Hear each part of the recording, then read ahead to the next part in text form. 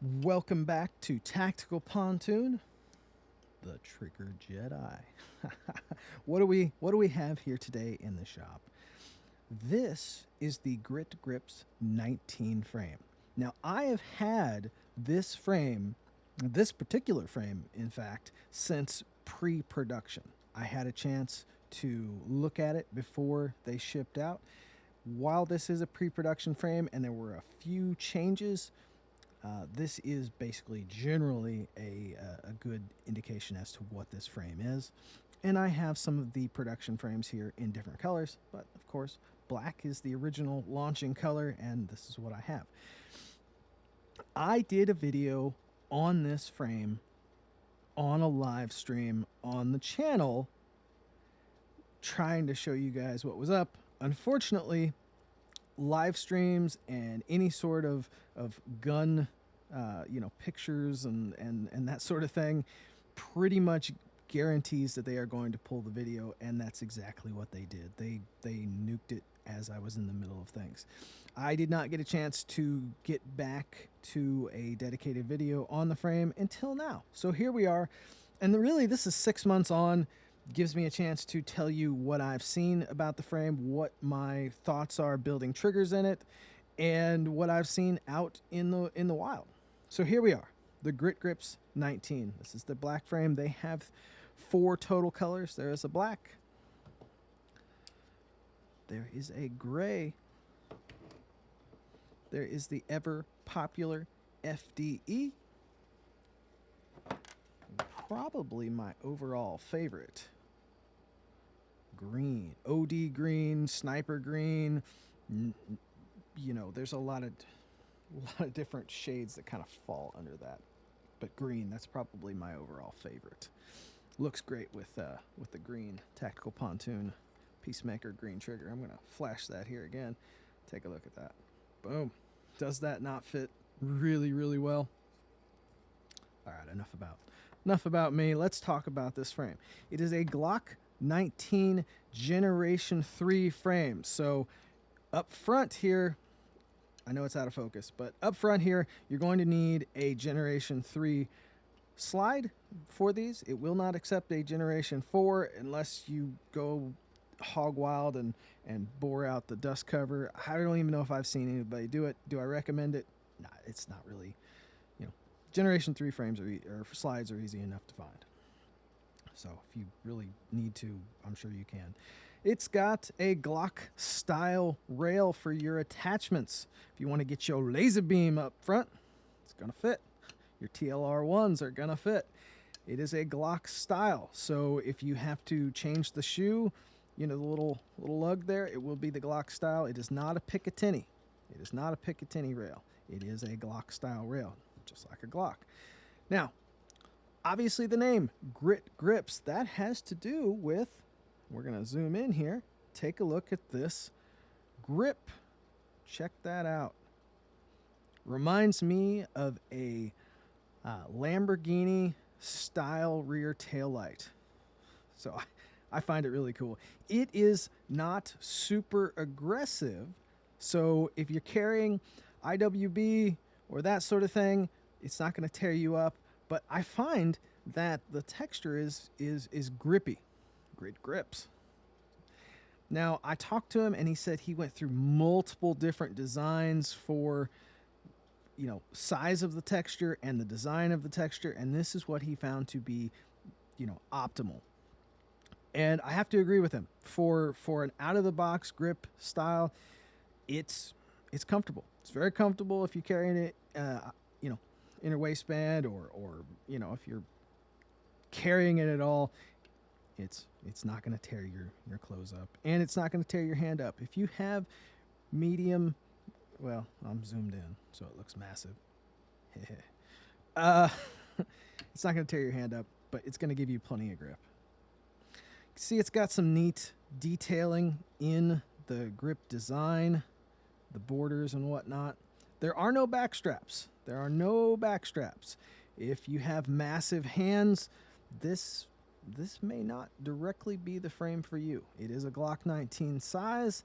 Now, I'm going to come back out here because I want to... Grit grips, or GG, is maybe if you come from the PSA dagger world, you may know of the GG magwell. Well, same company. Okay, and you're going to ask, what magwell fits this? Currently, there is no magwell that fits this, but as they are very famous for their magwells, I can tell you there is a magwell being developed from Grit Grips themselves that will fit this. I would imagine within a few months you'll be looking at having a magwell. I have seen people do some, creative gunsmithing and get a Generation 4 magwell to fit in here. You would need to reduce the size of the grip plug. Let's see, we'll zoom in. Of the grip plug for a Glock to fit in this area. It's possible to do, but again, I recommend just wait until they have their magwell ready to go. So if you're on the fence about it because you have massive hands, go ahead and grab one. They're extremely cheap. Get it built up, and then when the magwell shows up, add that guy on there. So let's zoom back in. Let's take a look at, it has a ledge, an already pre-built ledge for your thumb when you're shooting, and it's grippy right in there. So, if you want something right out of the box that's ready to shoot, unless you have massive hands, you've got a nice deep undercut right here. So again, unless you have massive bare hands, you're going to be okay. Now currently I have the magazine release or magazine catch flipped around. There was some testing early on that turned out to be something. So I'm not a left-hand shooter, but I have it in the left position. This is the dedicated Grit Grips mag release. Now, this is a Generation 3 frame. As I said earlier, it's a Generation 3 frame, but it uses a Generation 4 style reversible mag catch. So if you are wrong-handed, no offense, just joking here. If you're wrong-handed, you can flip that guy around and have access to your mag release on the correct side for you. As for ambidextrous slide release, that is not something that this frame is directly set up for. So at least with the mag release, you've got that option there. Okay. As I said, standard Glock 19 Generation 3 style, except for that, you've got some nice undercutting here. Really, it's one of those frames that you can run and gun basically out of the box. However, I've got some on the, out in a couple shops that we're going to be working over to customize, because that's just what I do. So, what is another thing about this frame that I really like? Let's get my camera guy, as in me, to focus in on rails. Okay? This is actually more important than you might. I'm very particular. This one's got a little modification here. That does not come standard. That is for myself. This is a test frame, and it has a modification for testing and adjusting triggers. Okay? So you have a very nice set of rails here that are molded into the plastic. They are not removable. They are molded in, which means they are set. They're not going to move around. They're there, and I prefer molded in rails. They're also very clean. These rails sit very nicely. They're not too tight. They're not too loose. They, on all of the different frames that I have, they sit what I consider very proper. They're not too tight. They're not too loose. So, because if frame rails sit too tight, you could look at with some aftermarket slides running into binding issues. So if you wanna get it really tight, you can gunsmith and do a little bit of tapping. But for most of us, These are what I consider the perfect height, and they're nice and clean directly out of the box. Let's take a look at the front ones. Also molded in, and again, they're clean. You can see these have a little bit of wear from running a slide back and forth, but they're very clean. They're very clean. If you want to polish them, you can polish them, but do you need to? It's up to you. This, just they're clean enough. Throw some lubricant on them when you're assembling your build, and you should be good to go. As you can see, I've got a little damage that I put into it, removing pins back and forth, so it can happen. But they're nice and recessed. The pinholes are nice and recessed for all of your pinholes. Got your third pin back here. All right, you see my nice dirty nails from working? Did not clean up to make this video. There's your holes.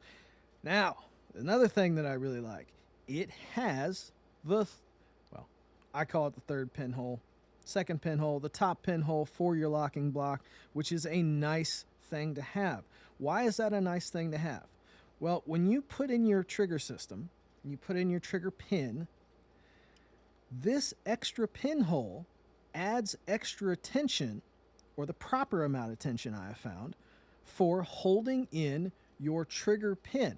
Because, I'm going to hold it still and I'm going to get focused in. Okay. Your trigger pin is held in by your slide release lever. Now, when you have the locking block pin up top, the spring on the slide release lever holds extra tension on your trigger pin, because that's what holds it in. There's a little notch in the trigger pin itself where that slide release lever sits, and extra tension from this pin is a good thing. Grit Grips kept it. Now, you say, well, Glock got rid of it in Generation 5. Yes, they did, and they went to a different system altogether to help hold that in place. So that's just a nice little bonus that you get with the Grit Grips frame. Okay, back out. Let's make sure we're not completely out of focus, which we are.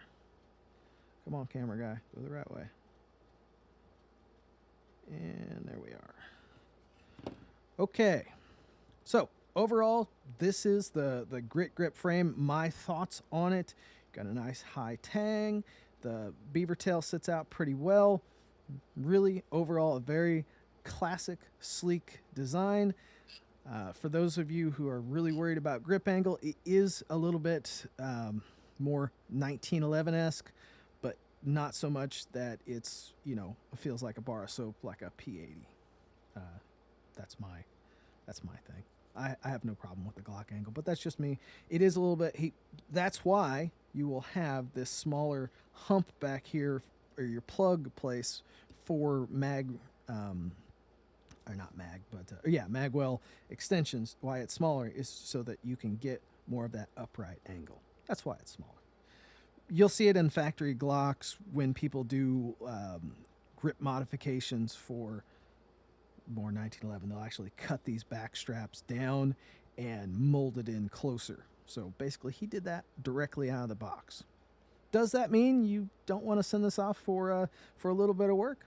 Yeah, if you want to, go ahead. I know I've got a couple out there. So, we talked about it. This is the black frame. Let's take a look at another one. This is a gray frame. This one has a Gunco Glock 19 slide on it. It's of course running a Peacemaker trigger system. Now, let's talk about trigger systems for a moment and what you want in one. It's a Glock Generation 3 style trigger. So if you're ordering from me, or pretty much anywhere else if you so choose, get a Generation 3 Glock trigger system.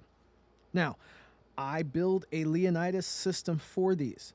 With the Leonidas, you will need to select a Grit Grip, and it's an option in the drop-down menu for the Grit Grip frame, because there's a little difference in the size of the trigger guard, and I tune it for the Grit Grips frame. Just a little off the side thing.